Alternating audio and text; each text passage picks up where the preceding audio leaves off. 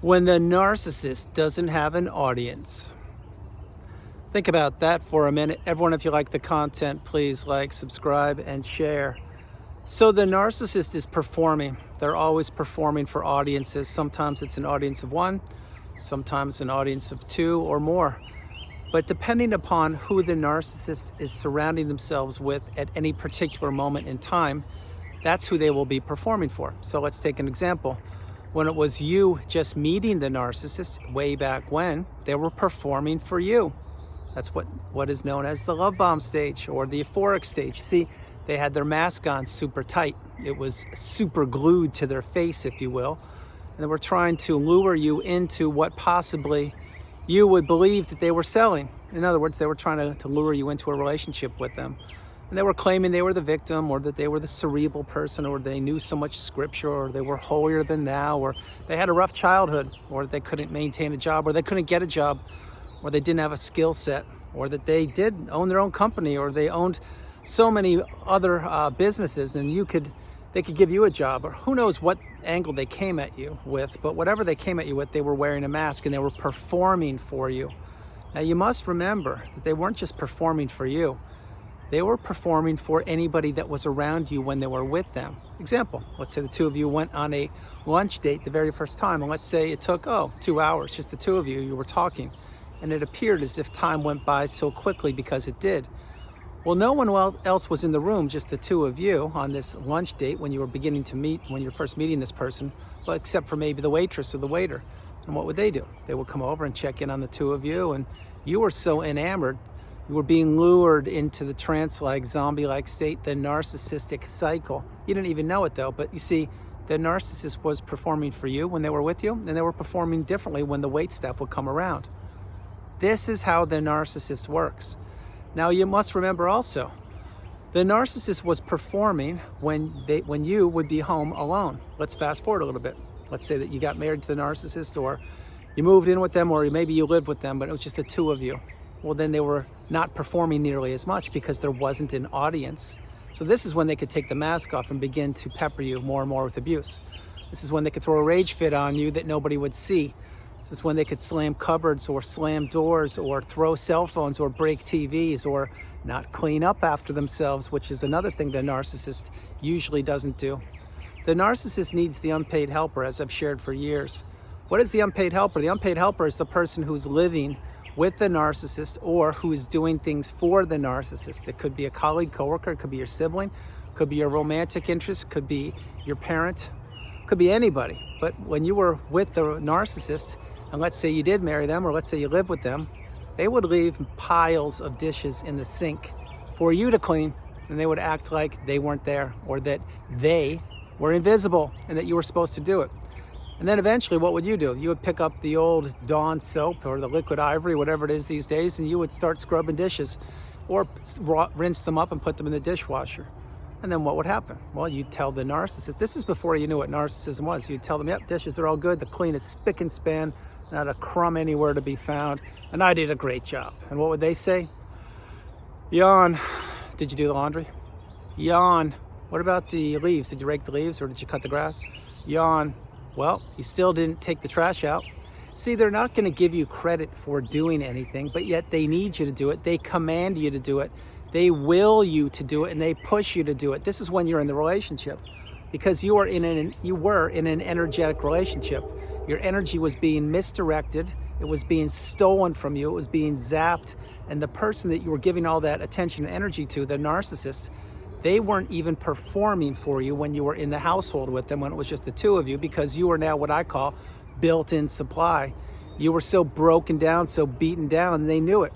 And they knew that you were just holding on or just waiting for a little breadcrumb of the love bomb stage.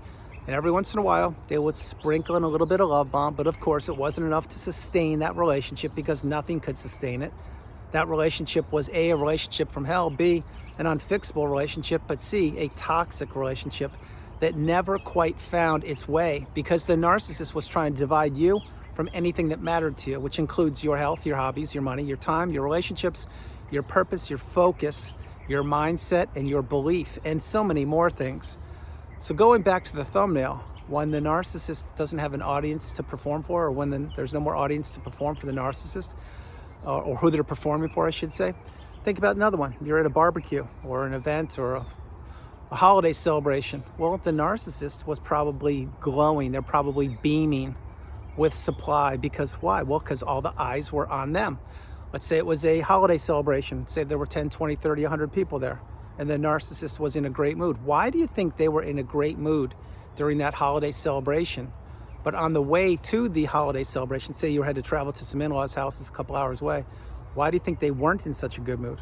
Well, they weren't in a good mood because you were the driver, the chauffeur, and you were being probably given the silent treatment on the way to that holiday celebration, but your energy was being stolen from you. Or maybe you're being interrupted all the time, which is a different thing the narcissist does. Or maybe you weren't even being able to get a word in edgewise because the narcissist was playing the music so loud or whatever they were doing. But then you park the car, and then now you're drained. You just drove for 3 hours.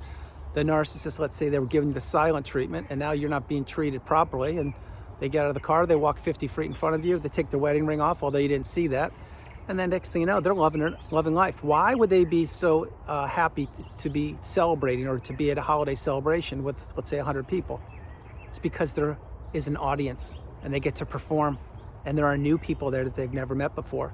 There are other people that they want to punish. There are other people that perhaps they were cheating on you with, and there were other people that they were going to lather up and begin to work on or drive or divide their relationships.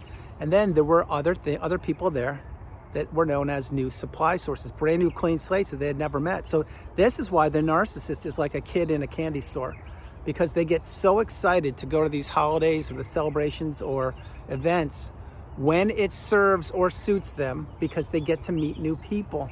New people is what the fuel is for the narcissist. The narcissist monkey branches from one relationship to the next, to the next, to the next.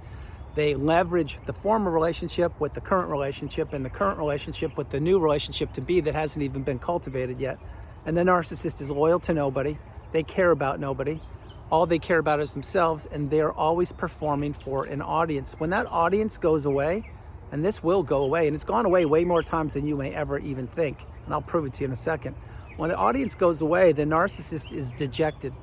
They are faced with reality. They're faced with them looking at themselves in a literal mirror and a figurative mirror, saying, what happened? What went wrong? Am I losing my skill set? Am I losing my talents of abuse? Why isn't anybody talking to me? Why isn't anybody listening to me? Why isn't anybody answering my texts or picking up my phone? Why is nobody telling me what's going on in their life any longer? These things are happening each and every day on the planet. They happen today. They will happen tonight, and they will certainly happen tomorrow and hereafter, because more and more people are becoming awakened and aware, educated and empowered, and they're realizing that yes, in fact, they are the priority.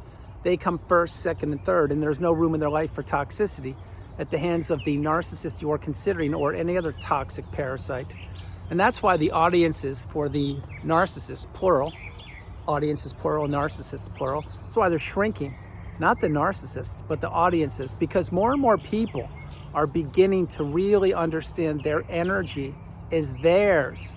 Their time is theirs. Their belief is theirs. Their purpose is theirs. Years ago, we were told what to do, what to think, how to act, how to behave, who to treat this way, and all these things. Well, those agendas are being thrown right out the window. In this age of information, or the age of enlightenment, whatever you want to call it, this is the truth. And the truth seekers are becoming more and more prevalent on the planet. The truth seekers are the people who have been in the narcissistic abusive cycle, who have made it out and who have healed and healed properly. We are the people who have risen from the ashes like a phoenix, and we have arrived at the mountaintop, the pinnacle of indifference. Now, I just unpacked a whole bunch of wisdom for you, but what I will share in a nutshell is this.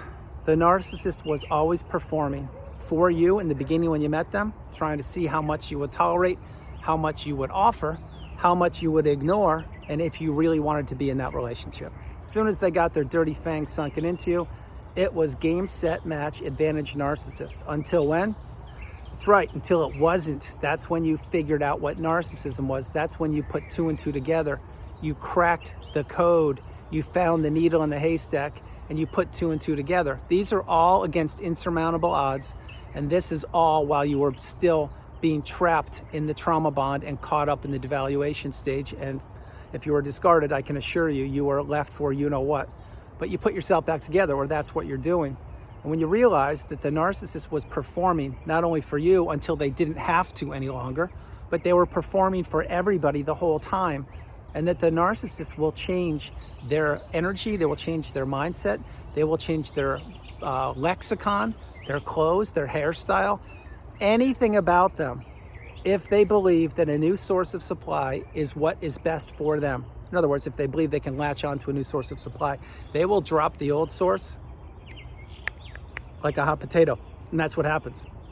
Now, whole point of that is to let you know that when the narcissist doesn't have an audience any longer, they don't know what to do. They don't know where to go. They don't know what rock to crawl underneath. They don't know what level of Dante's Inferno to go down to.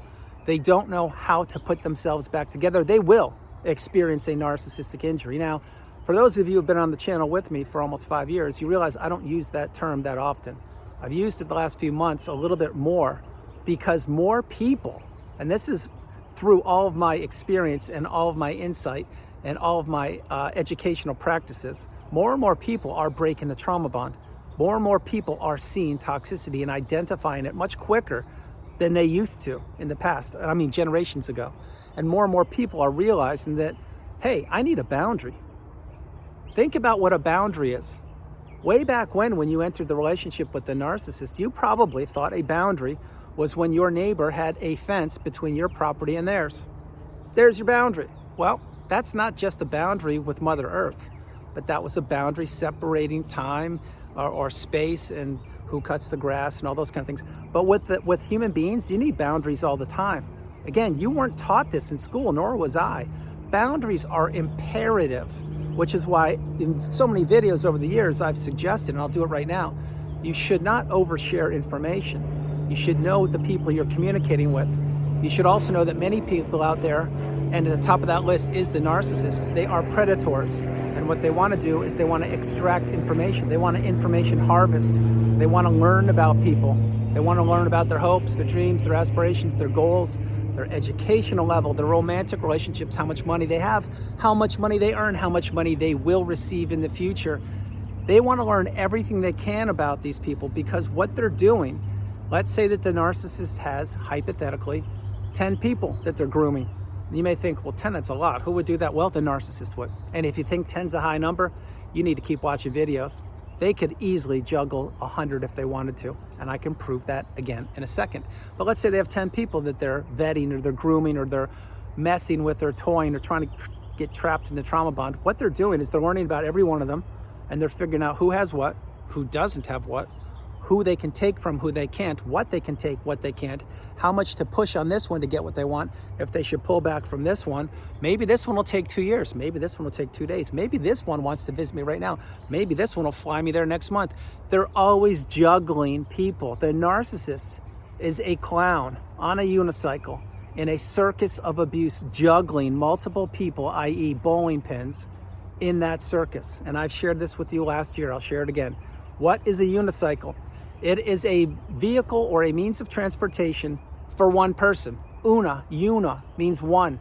Unicycle means there was never room for you. Think about it. The narcissist, i.e. the clown, i.e. the toxic person, they were juggling and they were rolling that unicycle any direction they wanted to at any one time, and you were one of the people they were juggling. Whether you married them or not doesn't matter. Now you may say, whoa, that's rough, that hurts. Well, I understand I'm not here to hurt you. I'm here to educate you, and sometimes the truth hurts. It actually hurts a lot. But once you wrap your head around it and you process it and you realize you can't change the past, then you'll understand that that's what the narcissist is. They're nothing but a clown juggling in a circus. You are no longer the bowling pin being juggled. You are out of the circus. You are not buying a ticket to the show, nor is anybody else, which is why the narcissist on that unicycle in the clown circus of abuse has no one to perform for, because there's no audience.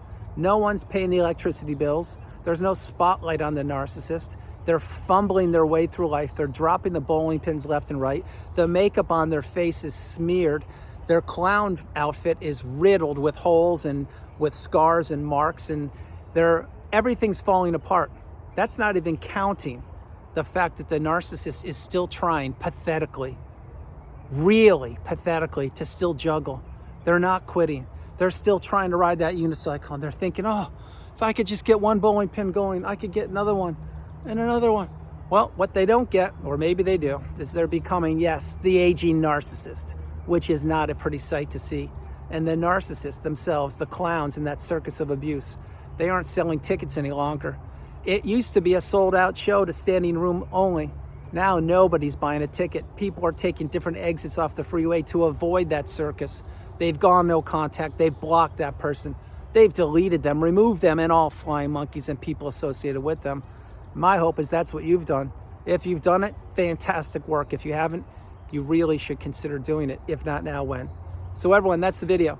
I hope you liked it. I loved doing it from the beautiful Carolinas. This is Andrew. Namaste. Have a great afternoon, evening, or morning. No matter where you are on the planet, you are not alone. I love you all, and I will talk to you tomorrow. A few quick notes for you. 1, spring is here. It's completely green behind me. Number 2, the weather's super warm. Number 3, I hope wherever you are narcissistic relationship free. Number 4, I will share with you, if where you are is where you want to be, stay there. If where you are isn't where you want to be, there's work to be done, but be patient with yourself, practice stoicism, and understand that you are the priority. You come first, second, and third. Above all, you need to understand that the narcissist pulled off one of the greatest Ponzi schemes of all time, which is manipulating somebody, in this case you, and certainly myself, tricking us, trapping us, placing us in a place called the trauma bond, the narcissistic fog devaluation stage. Any and or all three of those are interchangeable, yet unique to themselves, but they all equal one word, which is toxicity. And they did it right underneath our noses. We had no idea. Now that we know, the onus is on us. We need to go no contact. We need to close the chapter of the book on the narcissist and not look backwards. And we need to understand, as long as the narcissist is still on the planet roaming or slithering all over the place, they will continue to be performing for audiences. Anyone who buys a ticket to the show will be subjected to falling into the trap, or at least believing the smear campaign or all the false narrative, the false rhetoric that the narcissist is dishing out. But what the narcissist knows, because they do, they realize that those tickets that used to sell like hotcakes, standing room only, no one's buying the tickets to the show any longer. They used to be a sellout crowd, sold out for days, weeks, months, maybe even years on end. Now, no one's going. People are driving right by and saying, you have to be kidding me. That thing is still there. I can't believe it. How did I not know it back then? But I do now. And I'll continue to drive away and leave the narcissist in the rear view mirror. I love you all, and I'll talk to you tomorrow. Bye, everybody. Bye.